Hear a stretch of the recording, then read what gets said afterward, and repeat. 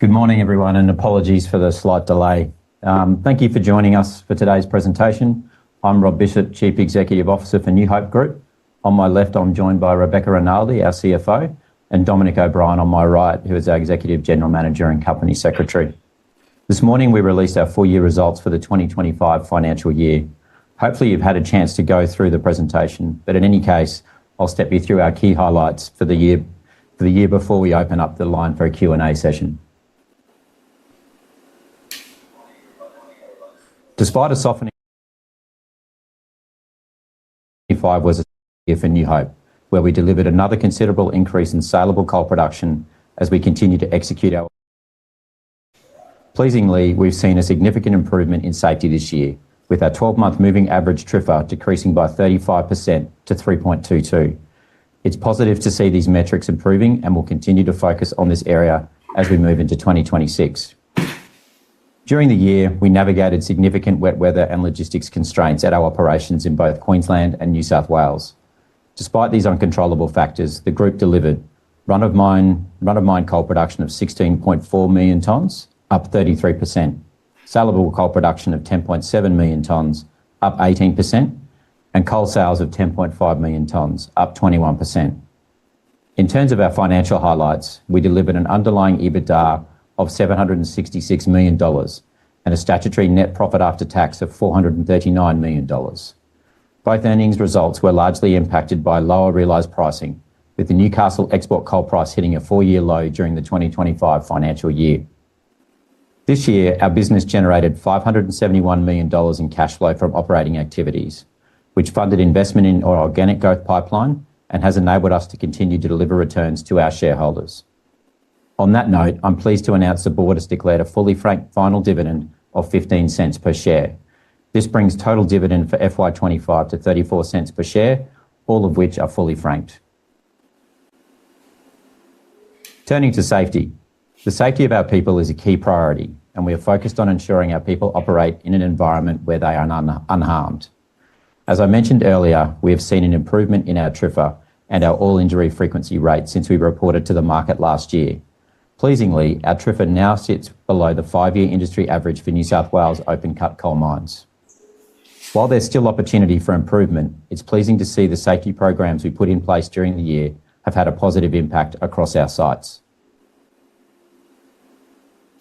Turning to our operational performance. This year, our Bengalla mine in New South Wales faced notable operational challenges due to significant weather events and logistics constraints across the Hunter Valley. These disruptions led to elevated shipping queues, increased rail cancellations, and stock management challenges at site.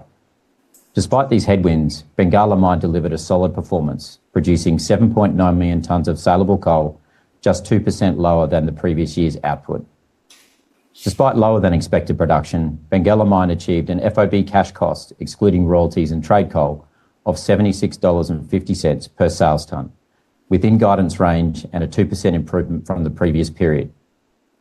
The ramp-up of our New Acland mine progressed throughout the 2025 financial year, supported by commencement of night shift operations in the prep plant and increased workforce intake.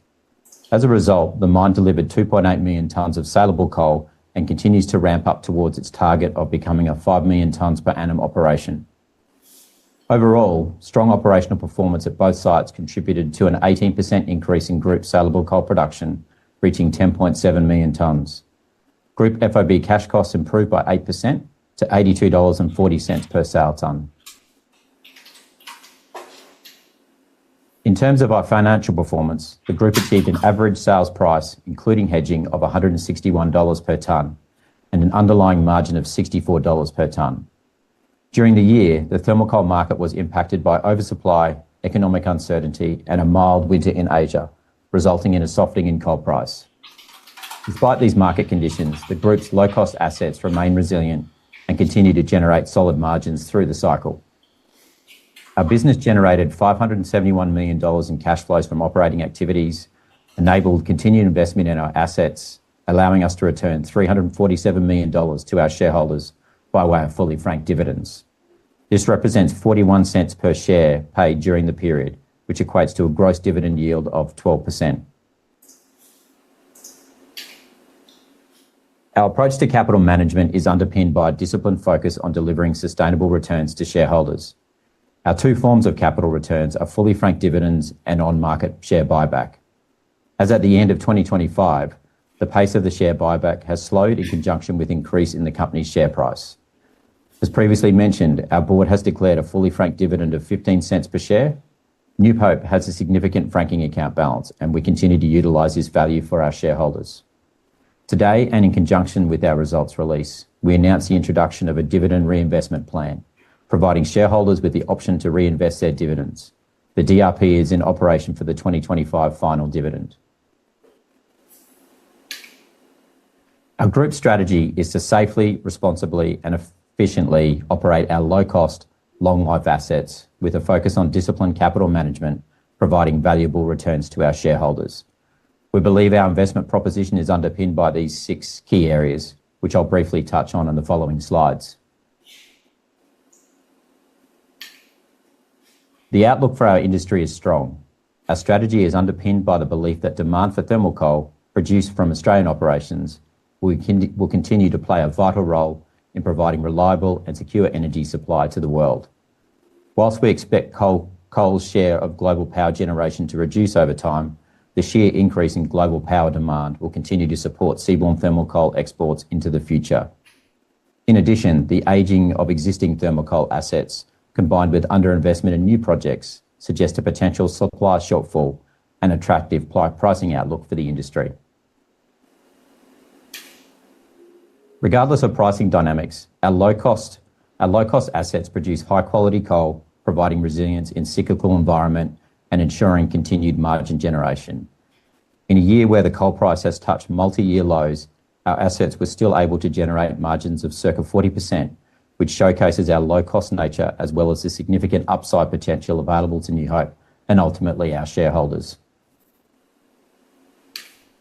New Hope holds a key focus on delivering returns to shareholders. In the last 4 years, fully franked dividends have totaled $1.9 billion, which equates to nearly 55% of the company's market capitalisation as at 31 July 2025. In addition, New Hope's share price has outperformed the ASX All Ordinaries by nearly 8 times since its initial public offering in 2003. At New Hope, we take pride in our people and the communities in which we operate. We aim to effectively manage our economic, social and environmental impact to ensure the resilience of our business so that we can continue to create stakeholder value. A key aspect of being a responsible operator is rehabilitation. At our Bengalla and New Acland mines, we have disturbed approximately 3,000 hectares of land for mining operations and rehabilitated 36% of that disturbance. In addition, the majority of our land is used for agricultural operations once successfully rehabilitated.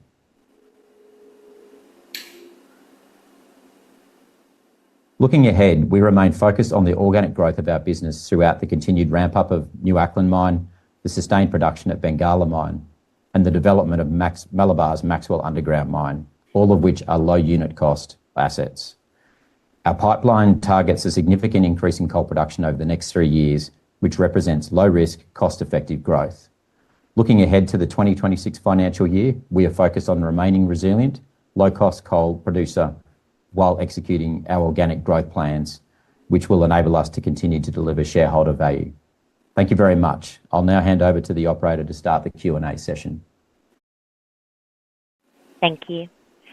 If you wish to ask a question via the phones, you will need to press the star key followed by the number 1 on your telephone keypad. If you wish to ask a question via the webcast, please type your question into the Ask a Question box. Your first question is a phone question from Rob Stein from Macquarie. Please go ahead.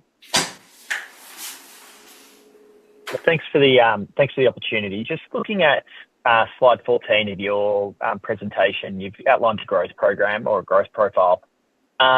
Just sort of chipping into it a little bit more, notice the Maxwell mine progressive ramp up and the long-term rate there providing an indication of absolute volumes. Just wondering if you could comment on that as to how you see the ramp up potential of the mine, and then similarly just looking at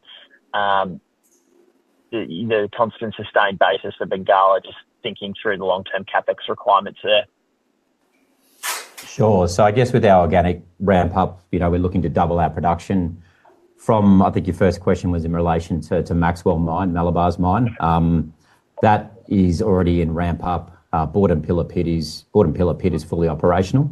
And really the material increase in tonnes will come from the longwall pit or the Woodlands Hill pit, when we should see first longwall coal first quarter calendar year 2026. So from that projection, and you can see the uplift on that chart, that should get up to around sort of 6 to 7 million product tonnes from that operation around about sort of FY29 onwards. So, and then I guess with regards to Bengala, growth project there has been very successful.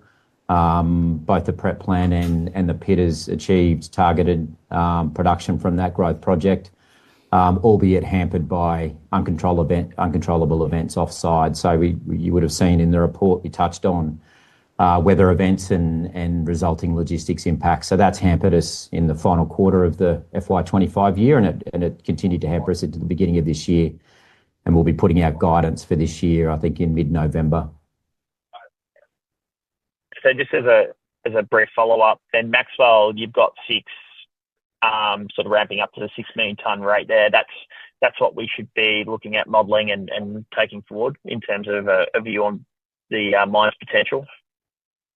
Yeah, I think somewhere in the 6 to 7 million is what the expectation is. I guess where that asset is at the moment, it's developing up the first longwall panel. So obviously when you get into a longwall pit, despite all the exploration you can do, you don't really get to understand geological conditions until you're down there. So that's progressing well, and like I said, we're expecting to get the first year of the longwall in first quarter of next year. So assuming everything goes to plan, that should get up to sort of that circa 6 to 7 million product per annum. Epic, thanks. I'll pass it on. No problem. Thank you. Once again, if you do wish to ask a question via the phones, you'll need to press the star key followed by the number 1 on your telephone keypad. We'll now move to our webcast questions while we wait for any other phone questions to register. Your first webcast question reads, with thermal coal now having retraced back to 102 per tonne, what are your views on the state of the market? Anything we could look out for into the second half other than typical seasonality in coal demand in industrial production and renewable energy generation? Thank you. Yeah, that's quite right. And I think we've almost dipped to under $100 for the Newcastle index. So pricing is certainly challenging at the moment. We've seen good, consistent supply across the globe of thermal coal. And we've also seen the impact of low coking coal prices affecting thermal coal, with some semi-soft product being pushed into the thermal coal market. So if you overlay a fairly soft demand for this calendar year, that's obviously put downward pressure on pricing. As to what that's going to do moving forward, it's a good question. I think there could be some restocking as we go into the Northern Hemisphere winter, which is those typical cyclical changes which you mentioned. But I think our view is, we don't see a significant increase in coal prices in sort of the next 6 months or so. I think, that oversupply, which I talked about, that really needs to push itself out of the market, and we'll see what this Northern Hemisphere winter brings. Thank you. Your next webcast question asks, during the new year, New Hope Group increased its equity interest in Malabar Resources Limited by 3% to 22.98%. Is the business looking to increase its equity interest in Malabar again this year? So I guess overarching, our key focus is our organic growth, which we've touched on at both Bengala and Acland.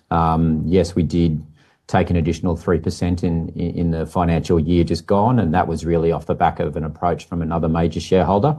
I guess with all M&A, we consider acquisitions as a put forward. But obviously any acquisition we do would need to meet, stringent returns, etc. And obviously with the soft market at the moment, we'd need to take that into account. Thank you. Your next webcast question asks, your final dividend is much higher compared to what your peers have announced. Are you able to sustain this level of dividends in the current coal price environment? Yeah, that's a good question. And, as always, we like to reward our shareholders with dividends. And I think the 15 cents, fully franked, which we announced today, has been well received. I guess our underlying assets really put us in the position to reward shareholders. They're, low strip ratio and as a result, low cost. We put a lot of focus on cost control, and as a result, we continue to make a strong margin even in, the cyclical lows, which we're seeing right now. So we're confident that's going to continue, and we'll see what this year lies ahead for us. Thank you. There are no further webcast or phone questions at this time. I'll now hand back for any closing remarks. Well, thank you for joining, and again, apologies for the delay in our start, a few technical issues, but it's been a pleasure delivering this result, and we'll see you next time. Thank you. That does conclude our conference for today. Thank you for participating. You may now disconnect.